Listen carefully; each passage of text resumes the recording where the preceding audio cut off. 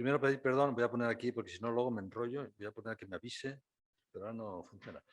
Perdón ha cambiado el color de las y no se ve bien. En principio mis diapositivas eran de otro color. Entonces, como estamos en familia, pensaba empezar se me ha ocurrido, ¿no? Y como estoy acostumbrado, me he acostumbrado, bueno, como tengo ya una cierta edad, como 63 años, uno empieza a tener cierta sabiduría. ¿No soy yo qué? Sí. Entonces empieza a tener ya cierta sabiduría, es decir, empieza uno a tener clara algunas cosas. Es decir, no solo saber cosas, sino entenderlas. Y entonces, pues, una de las cosas que he visto es que es importante hacer caso a la conciencia, la conciencia. Descubrir la conciencia. Es interesantísimo. Esta mañana Benigno empezaba a hablar de que la gente no piensa. Y como no piensa, no sabe lo que tiene que hacer, porque la razón es el GPS de las personas para saber cuál es el camino que lleva a la felicidad. Entonces, cuando uno no piensa, no sabe cuál es el camino y por lo tanto la voluntad no puede actuar. Y por lo tanto, si no actúa la voluntad, no funciona con libertad. La libertad es de la voluntad.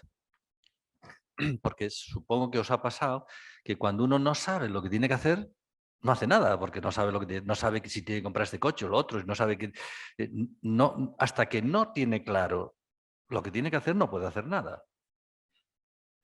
Entonces, cuando uno no sabe lo que tiene que hacer, no piensa, porque y por tanto no sabe lo que tiene que hacer, la voluntad tampoco actúa. Si hay que actuar, ¿qué es lo que hacemos? Lo que la afectividad quiere, lo que le va a hacer sentirse bien. ¿Qué es lo que ha dicho Benigno? Lo que le apetece a uno, lo que le apetece. Vivimos en un momento histórico en el que hay una hipertrofia de la afectividad.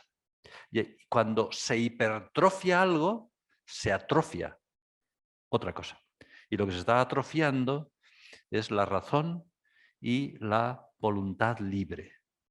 Y por lo tanto, están creciendo enormemente las adicciones. Las adicciones quitan la libertad. Por lo tanto, el sujeto no es libre. Y si no es libre, no puede ser feliz. Sin libertad no se puede ser feliz. Y sin bien no puede ser feliz. El bien y la libertad. Uno puede decir, bueno, eso es teoría. No, esa es la realidad. ¿Cómo nos sentimos cada uno cuando hace lo que tiene que hacer? ¿Cómo se siente? Bien. Y cuando no hace lo que tiene que hacer, mal. ¿Y qué es lo que tiene que hacer? ¿El mal? No, el bien. ¿Y quién dice lo que hay que hacer? ¿Cuál es el bien que tengo que hacer en cada momento? La razón, la razón. ¿Y dónde me lo dice la razón? En una pantalla que es la conciencia. La conciencia. Entonces, en la conciencia, que es una pantalla como esta, aparece, tienes que ir a trabajar. Y a continuación aparece otra cosa. Es que tengo fiebre, es que estoy muy cansado. Hoy no voy a trabajar. Voy a teletrabajar, me quedo en casa. Entonces, la razón que juzga lo que está bien nos dice en la pantalla lo primero, lo que hay que hacer. Y a continuación es la afectividad, que hace lo que ella le va a hacer sentirse bien, ¿no? Y por eso muchas veces uno dice, tengo que madrugar o tengo que trabajar. Y la razón y la afectividad, cuando no le apetece, dice, sí, claro, ¿cómo le va a llevar la conciencia? ¿Cómo le va a llevar la contraria a la razón? Lo que dice, sí, pero mañana. Y llega mañana, tienes que ir a trabajar, o tienes que adelgazar, o tienes que dejar de fumar, o tienes que... Siempre la razón nos dice cosas buenas. ¿eh? Adelgazar, dejar de fumar, o no enfadarte tanto, o ser más paciente, o escuchar más a los demás. Nos dice cosas buenas. Y la afectividad de sí, claro, pero mañana. Es una forma suave de decir que no. Bien, entonces, todo esto, ya me he ido por las ramas, quería decir que la conciencia me ha dicho cuando iba a empezar, cuéntales una anécdota, cuéntales un cuento. Y entonces el cuento es, quería separar un poco, no tengo, a veces estoy acostumbrado a moverme porque si no aquí uno está atado y no estoy libre, tengo que estar aquí. que una vez yendo al Pirineo, a subir un monte, subíamos por el monte y nos vimos unas vacas. Ahí en el Pirineo hay vacas.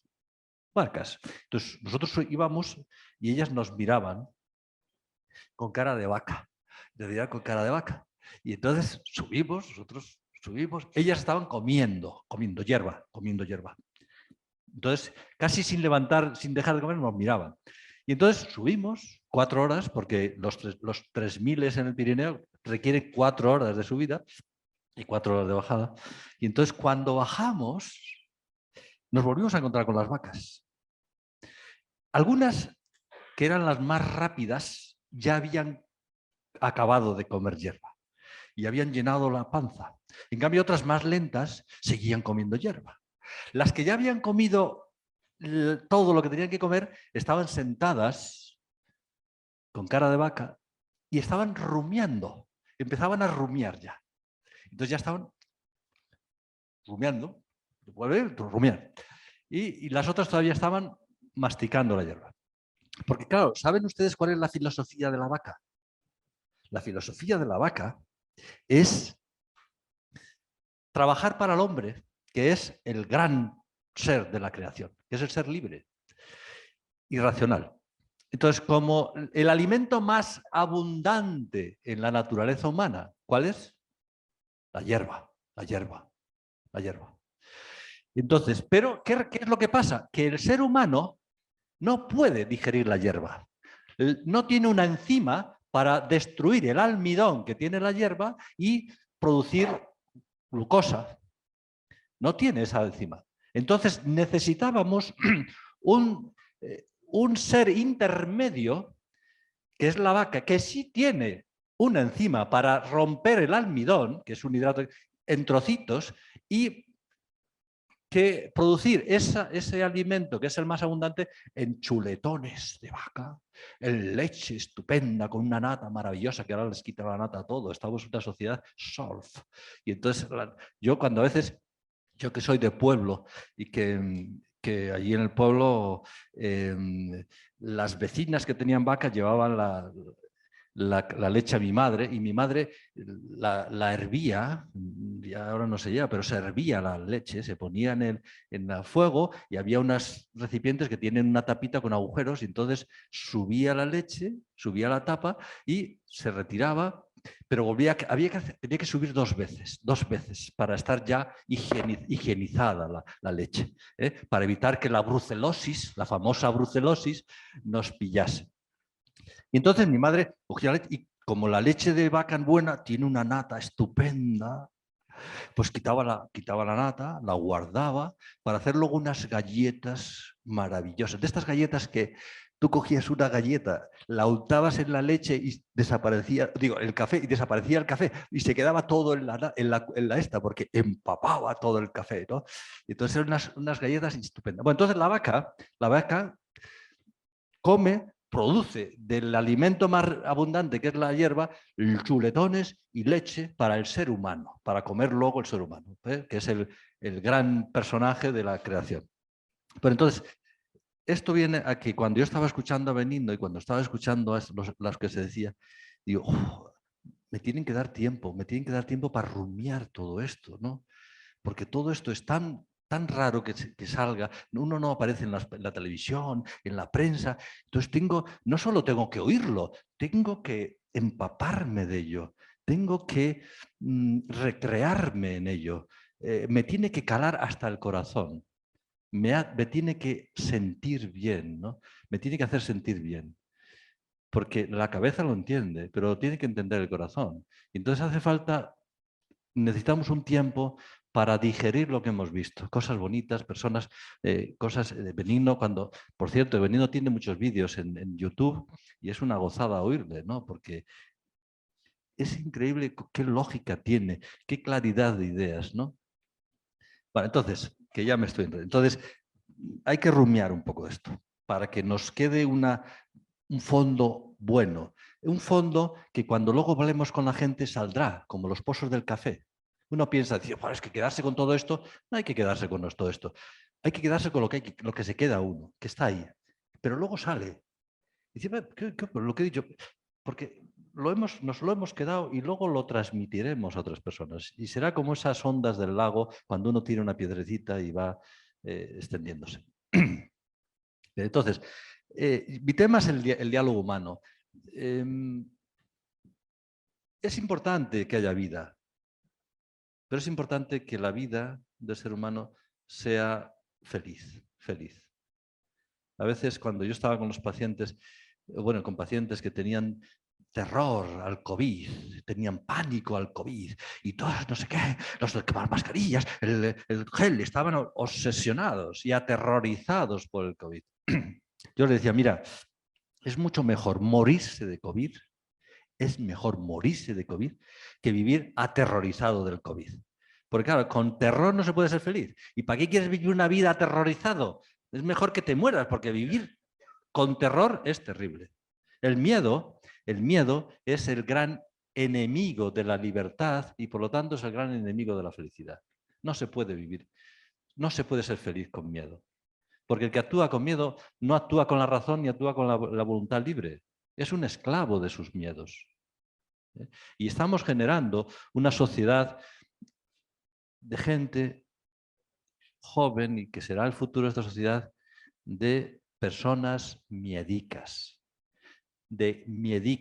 cobardicas y mentirosos y esclavos. ¿Por qué? Pues porque nos están diciendo la sociedad del bienestar, la calidad de vida, no sufrir, no sufrir, no hay que sufrir, no hay que sufrir. Hay que evitar sufrir. Y el placer, placer. Masterchef, comer, los restauradores, los 5 magníficos, una revista del semanal, los 5 magníficos. ¿Quiénes? Los 5 mejores restauradores. Comer, comer. Y sexo, sexo, sexo. Lo importante es si eres homosexual, transexual, bisexual. Lo importante es lo que hay debajo del ombligo. No lo que hay encima del ombligo, que es la razón, la voluntad libre, sino lo que hay debajo del ombligo. Porque eso es lo que produce placer. Y entonces el placer, ¿cuánto dura el placer? Bueno, produce una sensación agradable. ¿Cuánto dura el placer? Un ratito. ¿Y cuando se acaba qué? Mucho peor que antes de empezar, porque uno echa en falta el bienestar. Y entonces se siente todavía peor. Entonces, ¿qué es lo que hace? Repetir, repetir. Y cuando se acaba, repetir. Y cuando se acaba, repetir. Y entra la dinámica de la adicción. Vivimos en una sociedad donde se habla mucho de libertad y donde hay un montón de adicciones. ¿Por qué? Pues porque se busca el placer. ¿Por qué? Porque si no se acepta sufrir, no se puede ser feliz. Y como no se puede ser feliz, el único recurso que me queda es el placer, que es el sucedáneo de la felicidad. ¿Y por qué digo que no se puede ser feliz sin sufrir? Porque no se puede ser feliz sin amor, sin que me amen y sin que ame. Porque, ojo, si yo quiero que me amen, tengo que amar, ¿eh?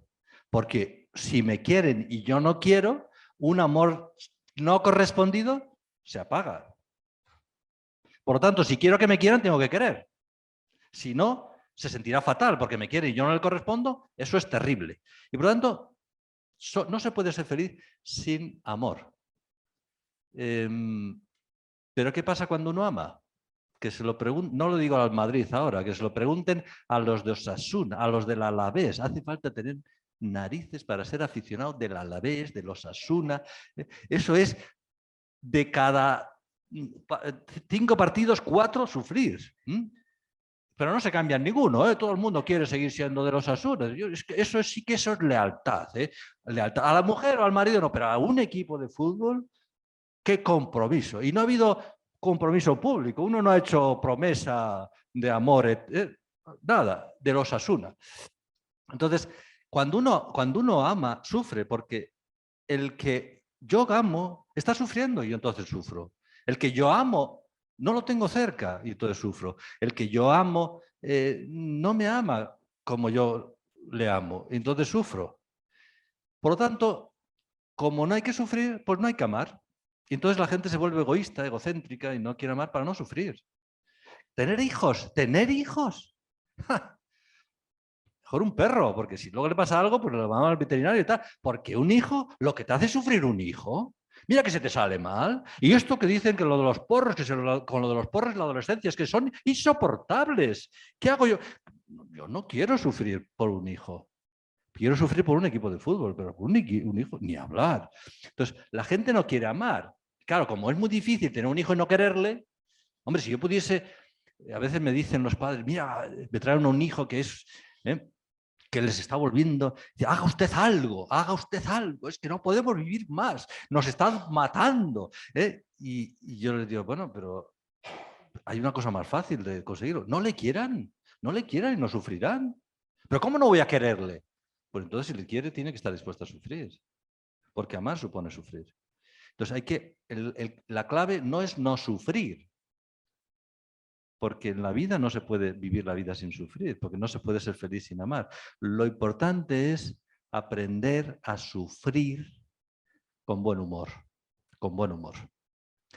Uno puede decir, bueno, eso lo dice usted, no, lo dice el saber popular. Hay un saber popular que dice que hay que aprender a poner buena cara al mal tiempo. Y me dijo un paciente, no, doctor, no, eso no es así, no es así. Es al mal tiempo, buena cara. Y yo le dije, de acuerdo, pues humilla un poco, ¿no? Que digas una cosa y que el paciente te corrija, ¿no? Pero bueno, hay que llevarlo bien. Al mal tiempo, buena cara. Y ese refrán coincide con otro refrán que dice que hay que aprender a poner, perdón, que la cara es el espejo del alma, ¿no? Eso también. Ahora la gente no sabe refranes, ¿eh? Yo le digo a mis alumnos, no saben refranes. Digo, ¿pero qué bachiller han hecho estas personas? Si los refranes es sabiduría popular y por lo tanto tiene sabiduría condensada en una frase, una expresión lingüística, ¿no? Que a ver si consigo volver a esto. Ya me he ido por Entonces, la cara es el espejo del alma. Si la cara es un espejo, tiene que dar una imagen. ¿Qué imagen da la cara? Si soy de derechas o de izquierdas, si soy de Madrid o Barcelona, si soy médico o abogado. La cara lo que refleja de mí es la afectividad. Si estoy triste, estoy contento, si estoy aburrido, si tengo manía, si tengo rencor. Es decir, la cara refleja, si tengo vergüenza, refleja la afectividad. Por lo tanto, poner buena cara al mal tiempo significa afectividad positiva al mal tiempo. ¿Y el mal tiempo qué es? Sufrir, sufrir. Mal tiempo, sufrir. Y hay que aprender de pequeñito, porque si no se aprende de pequeñito cuesta mucho aprenderlo después. Y si uno no sabe sufrir, lo que hace es huir de sufrir, porque tiene miedo a sufrir. El miedo siempre es a sufrir, no es a disfrutar. Nadie tiene miedo a disfrutar. A veces se tiene miedo a disfrutar. ¿Sabéis por qué se tiene miedo a disfrutar a veces? Porque tiene miedo a lo que pasará después, cuando se acabe el disfrute. Me acuerdo de una vez un niño que estaba llorando, llorando. ¿Pero qué te pasa? Es que me he comido la golosina que me gusta mucho sin darme cuenta. Entonces ya me la he comido y no me he dado cuenta, no he podido disfrutarla, ¿no? Entonces el miedo a disfrutar por el miedo a que se acabe. Es cuando uno está en una película buenísima y empieza que se está acabando, que parece que se va a acabar, que no se acabe, que no se acabe. Entonces a veces uno tiene miedo, pero generalmente es el miedo a sufrir. Bien, entonces, voy a volver al mi tema. Entonces, el diálogo. Entonces, de esas cosas que yo he descubierto con los pasos del tiempo, es la importancia del lenguaje para hacer la vida, no para dar la vida, sino para hacer la vida más agradable a las personas. Le llamo yo a ese lenguaje que hace la vida agradable a las personas, le llamo yo a hacer magia blanca. Y si alguien quiere ahondar más, hay un vídeo en YouTube de un youtuber que me ha ido persiguiendo y al final ya he grabado con él algunas cosas, que se llama Marcel García, si lo hago publicidad. Marcel García, que se titula Magia Blanca. Ya saben que los magos sacan un conejo de la manga y todo el mundo se queda sorprendido, siente sorpresa. Y eso es hacer sorprender a la gente. Bueno, pues hay gente que es capaz de, con el lenguaje, hacer sentirse bien a los demás. Y eso es hacer magia afectiva. Hay gente que se especializa en lo contrario, que es hacer sentir mal a los demás. Que si es un hombre, se le llama puñetero. Y si es una mujer, pero que no se ofenda a la mujer, se le llama bruja, es una bruja. Y son los que te dicen, ¡ay, te ha salido un grano en la nariz! Como ¿Qué pasa? ¿Que crees que no me miran al espejo? Ya sé que tengo un gran nariz, ¿eh? Pero no me lo recuerdes. Oye, estás engordando, ¿eh? No sabes el trauma que tengo yo con esto, me lo recuerdes a mí, además en público, delante de no sé cuántos, ¿no? Uy, te estás quedando calvo, ¿no?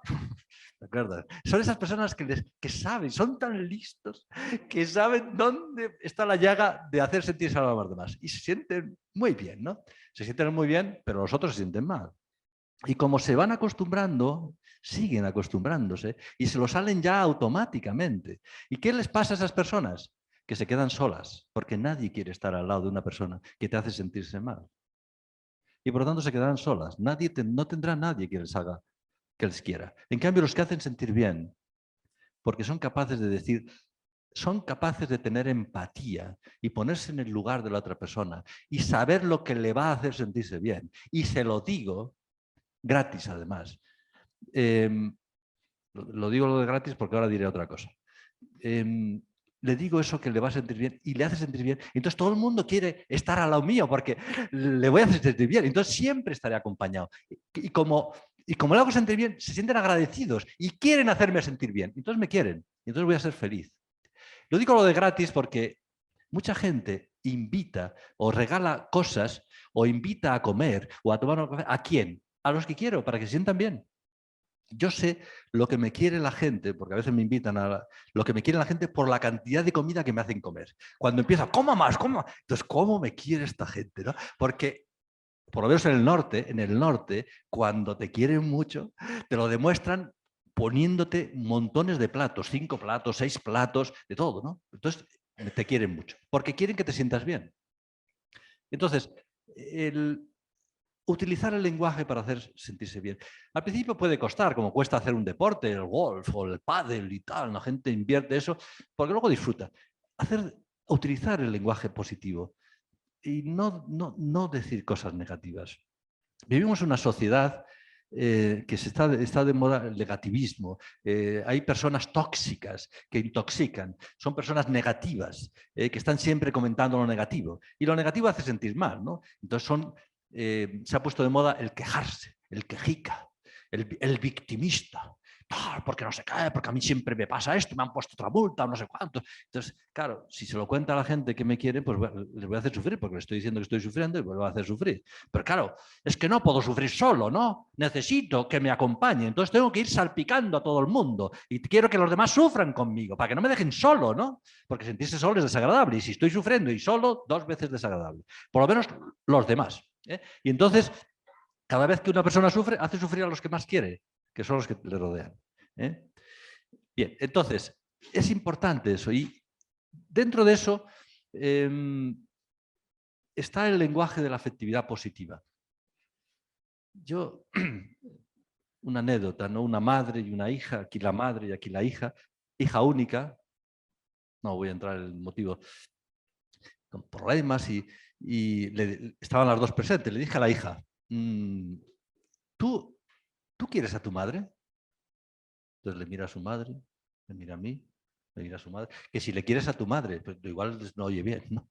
Entonces, más fuerte, que si le quieres a tu madre, me mira a su madre, me mira a mí, incapaz de contestar. Hasta que ya pero entonces ya me dice, sí, sí, sí, sí, sí. Y le digo a la madre, dice su hija que le quiere. Y entonces la hija ya quiere que lo vaya a dejar en paz. Y le digo, pero ¿le quieres mucho o poco? Porque es lo mismo decir te quiero que te quiero mucho. Esa palabra de mucho es muy distinto.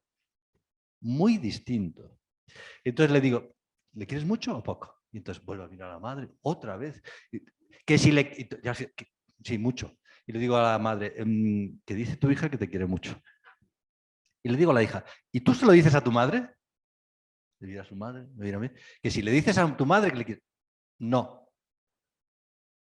No le dices a tu madre que le quieres mucho. Y dices que le quieres mucho. Pero ¿cómo se sentirá tu madre si se lo dice? ¿Sabes cómo se sentirá? Me dice, bien. Ah, ¿sabes que se va a sentir bien si se lo dices? Y tú dices que le quieres mucho y no quieres que se sienta bien.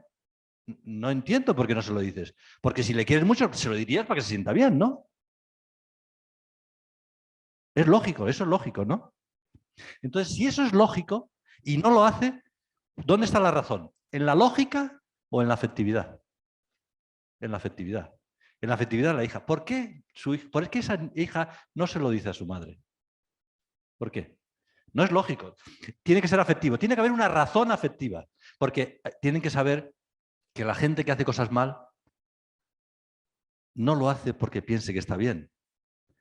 Al principio. Luego puede llegar a convencerse a base de hacerlo de que está bien lo que está mal. ¿eh? Y el autoengaño para no sentirse mal, para no sentirse malo, para no sentirse culpable, es muy fuerte. Hay gente que nunca tiene culpa de nada. La culpa la tienen los demás. Pero si le has pegado una bofetada, sí, pero me ha provocado él. Me ha dicho no sé qué. La culpa la tiene por haberme provocado. Pero bueno, él simplemente ha dicho una palabra. Tú le has dado una bofetada. Es distinto, no es proporcional. La gente nunca tiene culpa. La culpa la tiene el mundo. ¿Por qué? Porque no quiere sentirse culpable. Sentirse culpable es desagradable. Entonces, ¿por qué la hija no le dice a su madre que la quiere mucho? Si sabe que su madre se va a sentir bien. ¿Por qué? Pues la razón es porque ella se va a sentir mal. Se va a sentir mal, se va a sentir rara, se va a sentir incómoda, le da corte, le da pudor, tiene miedo a que su madre le diga, pero ya me vas a pagar, ya me vas a pedir algo, ¿eh? Porque si te pones así es que me vas a pedir algo, ¿no? Entonces, no, es decir, le da vergüenza, le da pudor, le da miedo a que su madre le diga que tiene malas intenciones en lo que le dice. Y como va a sentirse mal, y no quiere sentirse mal, no se lo dice para que su madre se sienta bien. Por lo tanto, hay un egocentrismo y un egoísmo. No quiero pasarlo mal para que los demás se lo pasen bien. ¿Eh? Y esto es Entonces, pero claro, le pregunté a la madre, ¿y tú le quieres a tu hija? La madre rápidamente me dijo, sí, claro. Y le digo a la hija, dice tu madre que te quiere. Y le digo a la madre, ¿le quieres mucho o poco? Porque no es lo mismo, es mucho. Que tu madre te dice que te quiere mucho. Y le digo a la madre, ¿tú se lo dices a tu hija?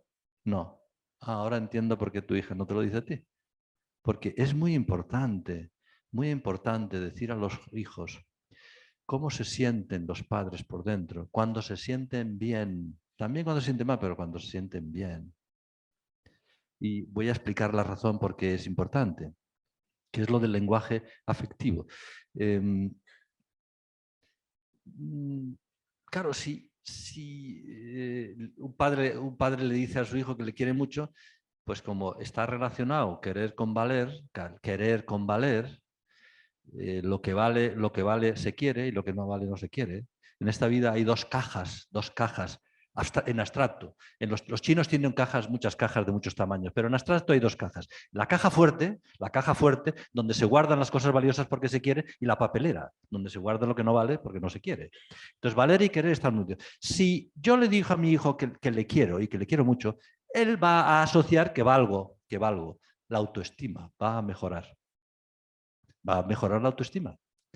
Y se va a sentir valioso. Y si va a sentir valioso, podrá quererse a sí mismo. Si no, el problema, no valgo, y como no valgo, no me quiero. Y como no me quiero, vivo conmigo mismo sin quererme. Menudo rollo, vivir con una persona que no quieres. Eso pasa en los matrimonios. Cuando ya no se quiere, vivir con una persona que no quieres es muy duro. Pues vivir con uno mismo sin quererse es muy duro. 24 horas al día, todos los días de la vida. Pero ¿cómo me voy a querer si no valgo?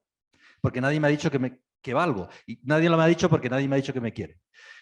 Por otra parte, el tema de decir los afectos positivos, ¿no?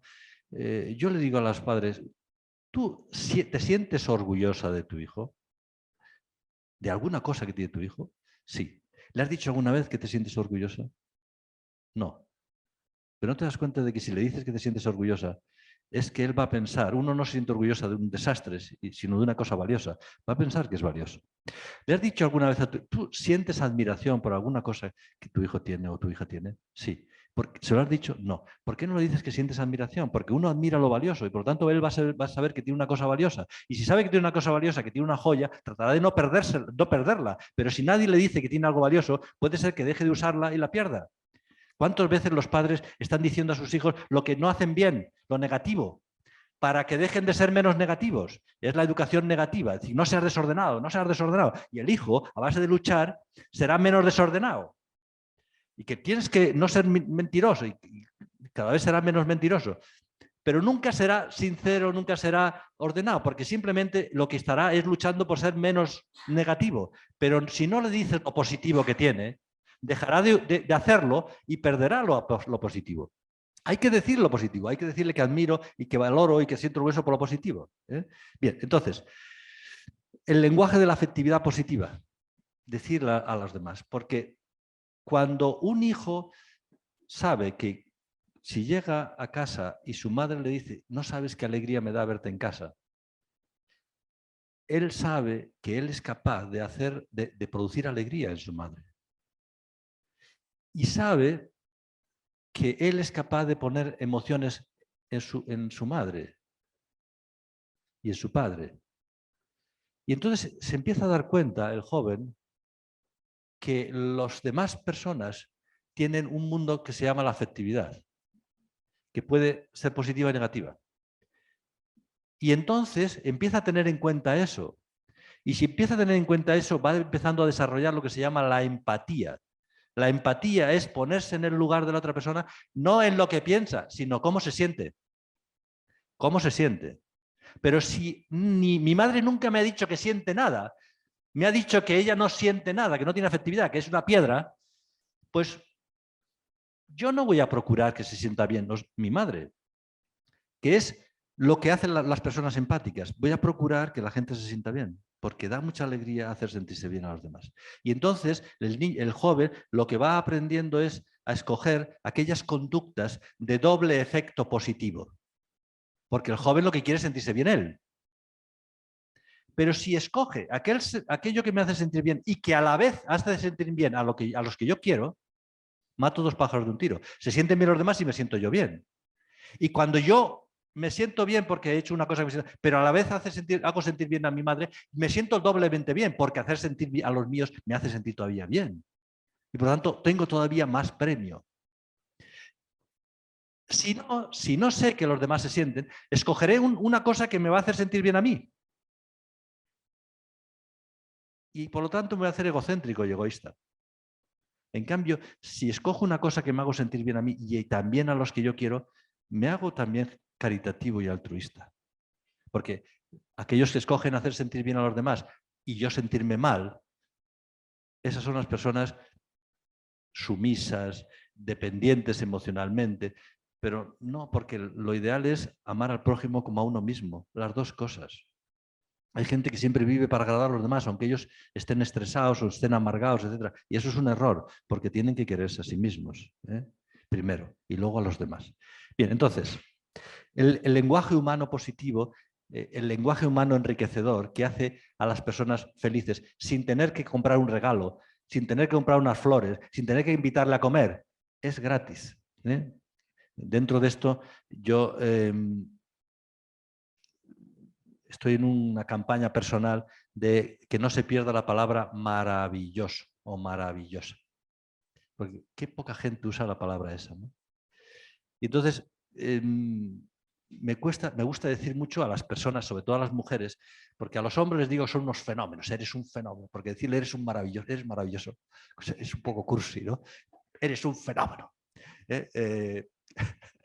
Tengo un amigo que no dice fenómeno, porque como es un forofo del Madrid, dice, tú eres un galáctico, eres un galáctico. Es decir, que eres un galáctico, porque a los del Madrid se les llama a los galáctico, tú eres un galáctico. Pues un fenómeno. A las mujeres, en cambio, eres maravillosa. No cuesta nada. Y qué bien hace sentir bien a una persona. Eres maravillosa. Es bueno, es decir a una mujer, qué guapa estás, está muy bien. Pero decir maravillosa es decir, estás guapa por dentro. Hombre, decir, eres buenísima, será un poco cursi, pero decir, eres maravillosa, es decir, eres bella por dentro. Porque es verdad que la belleza es muy importante, pero es más importante otras dos cosas, que son la bondad y la autenticidad. Verdad y autenticidad. Hay tres cosas que todo el mundo admira. La belleza, y eso está claro, todo el mundo quiere estar guapo por fuera. Y ahora mismo la gente se queda en eso, la gente quiere tener un cuerpo 10, tatuajes, piercing, depilación láser, maquillaje, estilismo, fashion, musculación, pestañas, cejas, cirugía plástica. Y porque además da dinero, da dinero, eso da dinero. Todos los youtubers y los influencers que como da dinero, en cambio lo de tener una mente 10, eso no da dinero y por lo tanto no hay tantos youtubers y tantos influencers. Entonces yo me dedico a la mente 10. Mente 10, que moralmente significa las virtudes, la sinceridad, la autenticidad, la sencillez, la humildad, esas personas que están todo el día haciendo marketing de sí mismos, ¿no? Oh, es que son unos... Porque yo, porque yo, porque yo. Cuando el yo es muy grande, no existe el tú, ya no hay tú, ya no me interesas, porque es el yo. Y cuando existe un yo muy grande, no existe el nosotros. Solo hay yo, no hay nosotros. Porque para que existan nosotros, tiene que haber menos yos y menos tus, nosotros. Y claro, en un matrimonio, en un grupo, como es yo, mi tiempo, mis cosas, mis gustos, mis preferencias, yo, no existe el nosotros. Hay que matar un poco el yo para que exista el nosotros. Entonces, y el yo es un lenguaje también, yo. Y el tú es un... Y nosotros es otra cosa del lenguaje. Y entonces hay que emplear más el nosotros. Eso lo hacen los deportistas, ¿no? Cuando los motoristas dicen el equipo ha funcionado muy bien, el equipo. Porque saben los motoristas que cuando gana, como digan, es que yo soy un fenómeno, los del equipo dicen, ah, sí, tú eres el fenómeno, pues ya verás mañana. No vamos a ir más lentos y a ver que si ganas tú solito, ¿eh? No, entonces el equipo, para que el equipo le ayude, porque en el fondo sabe que sin el equipo no puede ganar. Entonces, nosotros. Bien, entonces, el lenguaje para hacer feliz a los demás. Hay unos aspectos que hay que procurar fomentar y unos aspectos que hay que procurar evitar. 2 diapositivas, nada más que 2 diapositivas. Ya digo que no se ve muy bien aquí esto, pero es bidireccional. El lenguaje humano es diálogo. Diálogo significa diálogo, de dos, no monólogo. Hay gente que monologa y busca los aplausos de la gente. No, hay diálogo. Diálogo significa hablar y escuchar. Y se habla antes de escuchar.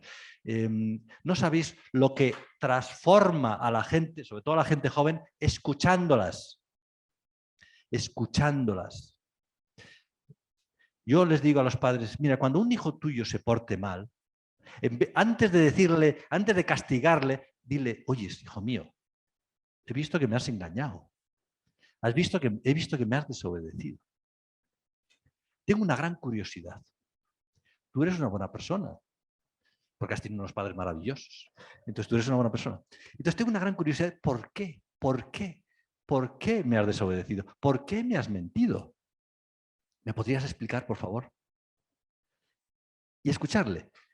Y entonces cuando el joven tiene que explicar por qué ha mentido, se da cuenta, él mismo se da cuenta de que la razón por la que miente, ¿cuál es? ¿Que está bien mentir? ¿Que quiero ser un mentiroso? Entonces, ¿cuál es la razón? Que tenía miedo. Que he tenido miedo al castigo. He tenido miedo a que no. He tenido miedo. Ah, lo has hecho por miedo. Ah, para no sufrir. Así que piensas seguir mintiendo por miedo, para no sufrir. Te vas a hacer mentiroso, ya sabes. Y además sabes que vas a hacer un cobarde, porque no das la cara y por miedo a sufrir es de cobardes. Vas a ser un cobarde. Así que, por favor, la próxima vez desobédeme porque te da la gana. Prefiero tener un desobediente libre que un desobediente cobardica. Así que, por favor, la próxima vez lo haces porque te da la gana. Porque quiero que seas libre, porque sin libertad. Entonces, él mismo, al tener que explicar, se da cuenta de quién manda en él, que no es la voluntad ni la razón, manda la afectividad. Y por lo tanto, sabe que el enemigo está en su afectividad. El enemigo que le impide ser racional, libre y feliz.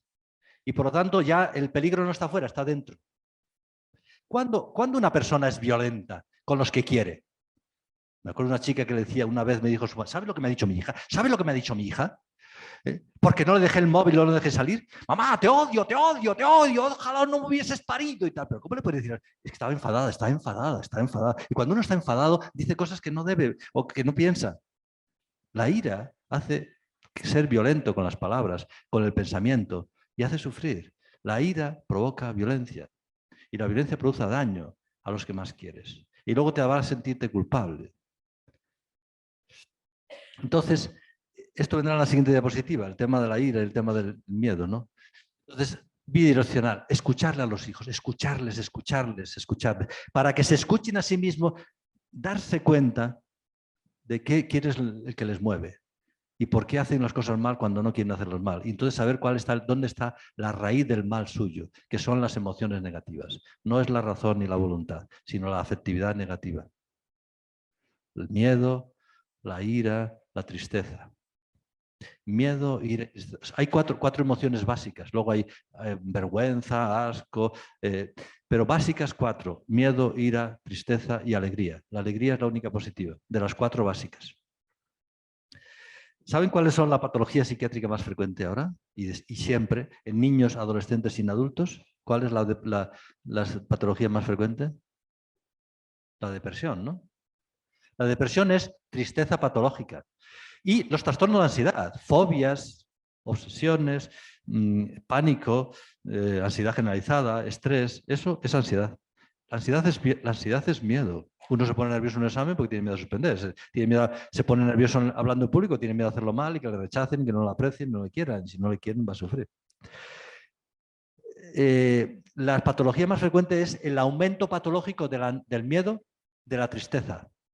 ¿Y saben cuál es la tercera patología más frecuente? La violencia. La sociedad es muy violenta. Y la violencia es consecuencia del aumento de la ira que genera violencia.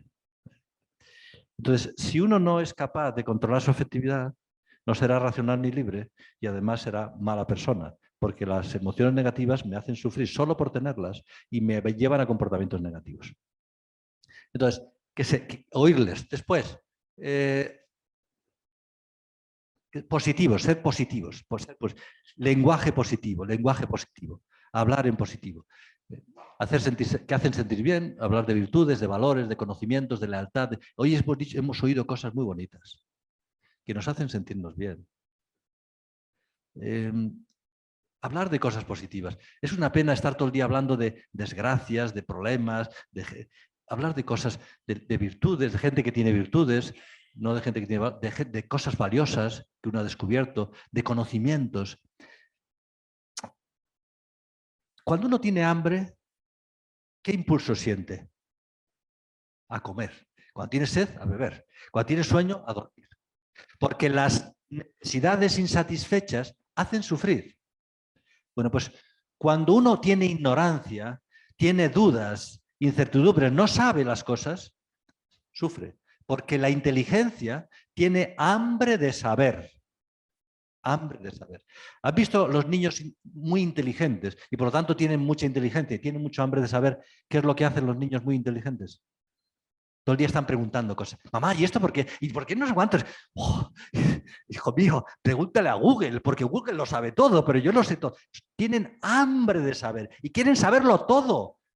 Y hay que satisfacer ese hambre, porque si no se les satisface, se atrofia el hambre de saber, se atrofia la inteligencia por falta de uso. Entonces, hay que contestarle para que sigan queriendo saber más cosas.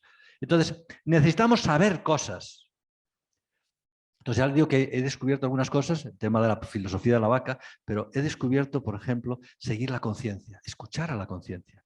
Porque en el diálogo más importante es el diálogo de uno mismo dentro de sí mismo. La gente no quiere dialogar con uno mismo. Quiere hacer muchas cosas para pensar en lo que tiene que hacer, pero para no pensar por qué lo hace y si es feliz haciéndolo. No quiere parar, se emborracha de activismo porque no quiere dialogar interiormente. ¿Y cuáles son los elementos del diálogo? ¿Quién dialoga interiormente? Mi razón y mi afectividad. Mi razón y mi afectividad. Es necesario dialogar interiormente. Y según sea ese diálogo interior mío, será el diálogo con los demás. Si yo no me escucho a mí mismo, no voy a escuchar a mis hijos y a mi mujer ni a nadie. ¿Y a quién tengo que escuchar? A mi afectividad, que no está contenta, que no está satisfecha, que tiene miedo. Y entonces la razón le tiene que decir, pero ¿por qué tienes miedo? ¿Y por qué no estás satisfecha? ¿Por qué estás nerviosa? ¿Por qué estás nerviosa? El nerviosismo es miedo. ¿Por qué estás nerviosa? Pues porque tengo miedo a no sé qué. ¿Y por qué tienes miedo a no sé cuántos? Hay gente que... El otro día me dijo una persona, es que llega un momento en que pienso que no puedo soportar más la tentación y caigo. Tabaco, la comida. Es que me viene a la cabeza, alguien me dice dentro, ya no puedes más, ya no puedes más, no sigas luchando, cae. Y yo le digo, ¿y por qué no le dices a ese que te dice dentro, que en el fondo está pasándolo mal y quiere pasárselo bien? ¿Por qué no le dices, ¿cómo que no puedo más? ¿Pero por qué dices que no puedo más? Vamos a probarlo, vamos a seguir un poco más, a ver qué pasa. No, no, no lo pruebes, que estoy sintiendo mal, por favor, concédeme ya eso. No, vamos a ver, porque tú dices que no puedo más, pero vamos a experimentarlo, vamos a esperar un poco más, a ver qué pasa.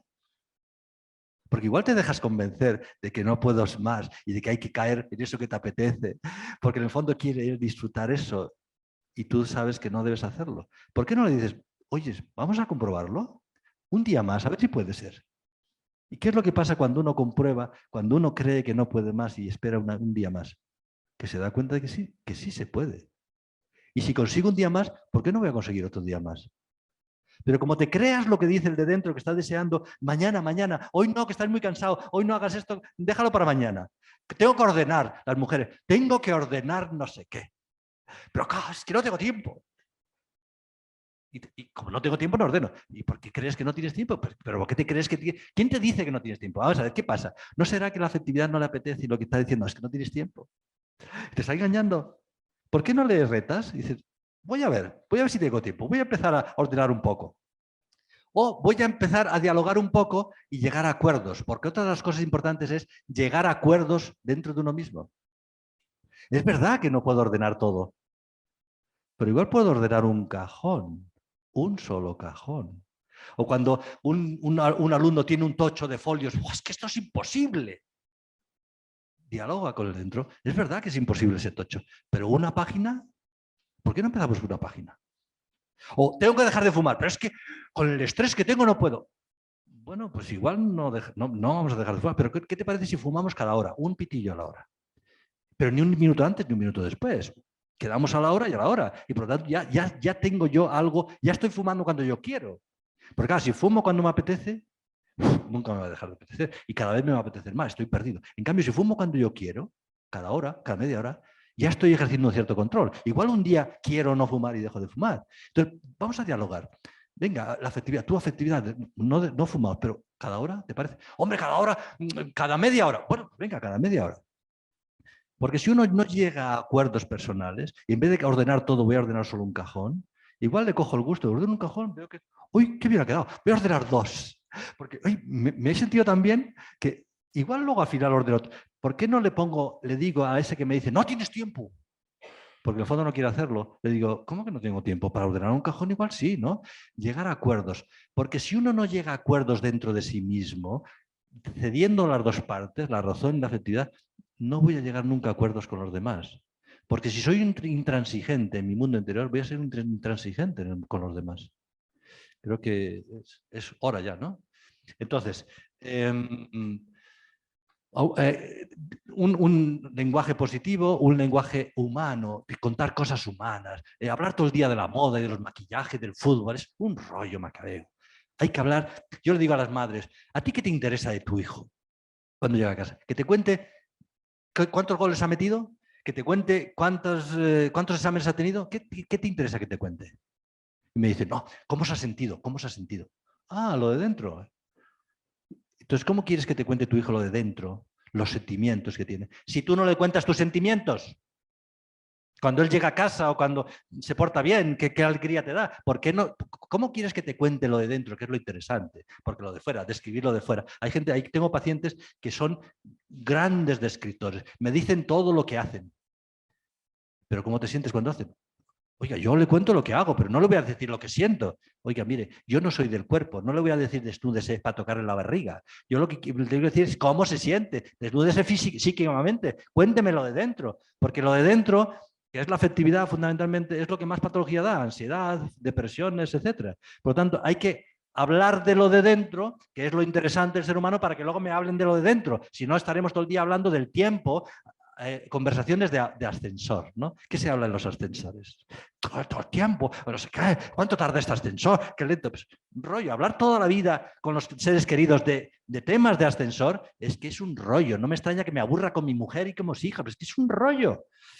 En cambio, el que me cuenta vivencias interiores, eso sí que es apasionante. Pero bueno, podría seguir, es apasionante. Un diálogo humilde y sencillo. Las personas que están todo el día hablando de sí mismos y tal, es un rollo.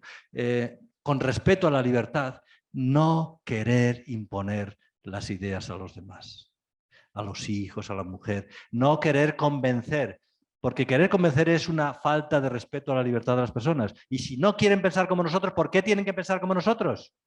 Porque es muy bueno que piensen eso, pero es más bueno que piensen que sean libres. Porque si no son libres, cuando quieran ser libres los hijos, ¿qué es lo que harán? Lo contrario. Porque les hemos dicho que hacer el bien es obligatorio y que pensar como nosotros es obligatorio. Entonces, cuando lo que quieran ser libres es pensar en contra de lo que nosotros pensamos y hacer lo que nosotros les hemos dicho que está mal, porque eso es lo que es libre. Entonces, la siguiente diapositiva sería... ¿esto qué es? ¿Lo siguiente o qué? Entonces, la siguiente diapositiva es evitar las emociones negativas. Porque cuando uno está enfadado, ¿eh?